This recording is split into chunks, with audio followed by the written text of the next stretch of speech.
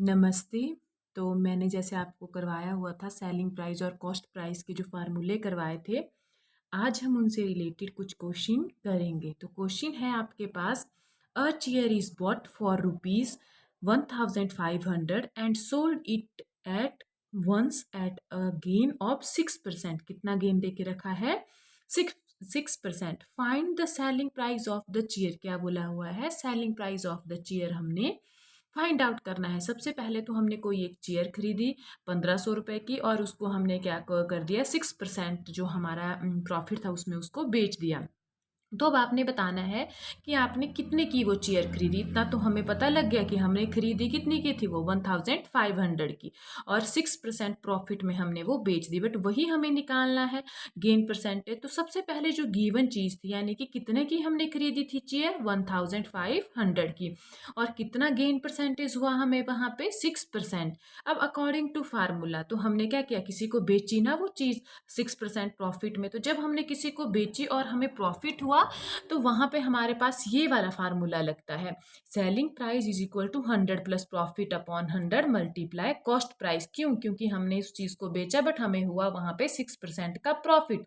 अगर हुआ होता हमें लॉस बेच के, तो लगना था ये फार्मूला। तो अब हमने फार्मूला लिख लिया यहाँ पे एज इट इज, जो हमारा फार्मूला था।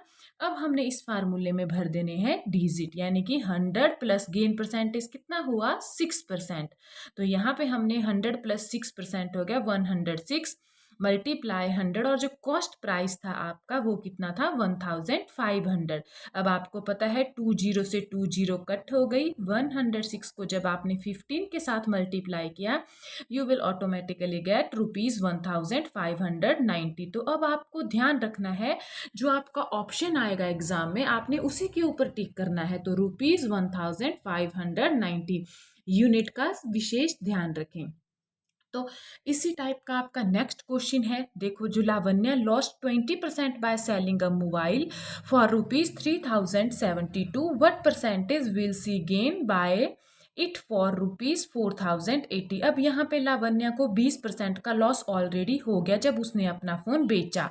उसने अपना फोन कितने में बेचा, 3072 में। अब आपने बताना है what percentage will see gain by it for ₹4080। तो अब उसे यहाँ पे हो गया लॉस। तो अब हमें पता है कि लॉस के केस में हमने मतलब कैसे निकालना है। तो सबसे पहले तो हम गिवन चीज लिख लेते हैं। सेलिंग प्राइस गिवन है हमें ₹3072, लॉस हमें कितना हुआ, 20% का। अब कॉस्ट प्राइस कौन सा फार्मूला लग जाएगा हमारे पास, क्योंकि यहाँ पे उसको लॉस हो गया। अगर इन्होंने गेन बोला होता तो हमारे पास ये ऊपर वाला यानी कि 100 अपॉन 100 प्लस प्रॉफिट लगना था, बट उसको लॉस हो गया, तो 100 अपॉन 100 माइनस लॉस, और यहाँ पे सेलिंग प्राइस की वैल्यू भर दी जाएगी। तो हमने एज इट इज फार्मूला लिख लिया, जो हमारे पास यहाँ पे फार्मूले में आया वो हमने एज इट इज यहाँ पे लिख लिया। तो अब हमें पता है कि हमने फार्मूले में भर दी वो चीज़। तो जब हमने वो भर दिया फार्मूले में, तो वैल्यू भी सॉल्व की, 100 में से 20 गए, 80 बचे। यहाँ पे हमने कट करके डायरेक्ट हमारे पास आया ₹3840। अब हमारे पास जो कॉस्ट प्राइस था और जो सेलिंग प्राइस था एज इट इज लिख लिया। अब गेन परसेंटेज निकालते हैं। तो गेन परसेंटेज निकालने का जो फार्मूला है वो क्या है, gain upon cost price multiply 100।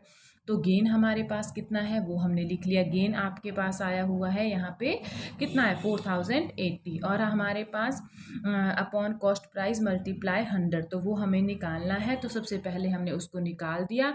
तो गेन निकालेंगे, तो वो निकाल दिया हमने, जो कि हमारे पास आ गया 240 अपॉन 3840 मल्टीप्लाई 100%। इसको सॉल्व किया, हमारे पास क्या आया, 6.25%। तो हमें मेन ये फार्मूले एक बार समझ आ गए, जो कि मैंने आपको पिछली वीडियो में बताए थे। तो आप ऑटोमेटिकली सारे क्वेश्चन कर सकते हैं। एग्जाम में इसी टाइप के आपके पास ऑप्शन दिए होते हैं, बस आपको सॉल्व करना आने चाहिए। तो देखो यहाँ पे भी हमने क्या किया, यहाँ पे भी हमने पहले गेन निकाला। तो गेन हमारे पास कैसे निकला, देखो, जितना हमने पहले खरीदा था और उतना जितना हमने बाद में बेच दिया था। तो यहाँ से हमें पता लग गया। फिर हमें पता लगा कि अब उसको जो कॉस्ट प्राइस में परसेंटेज में हमारे पास पूछा था, what will be the percentage see gain by it for ₹4080, तो कितना हुआ वो, 6.25%। Thank you.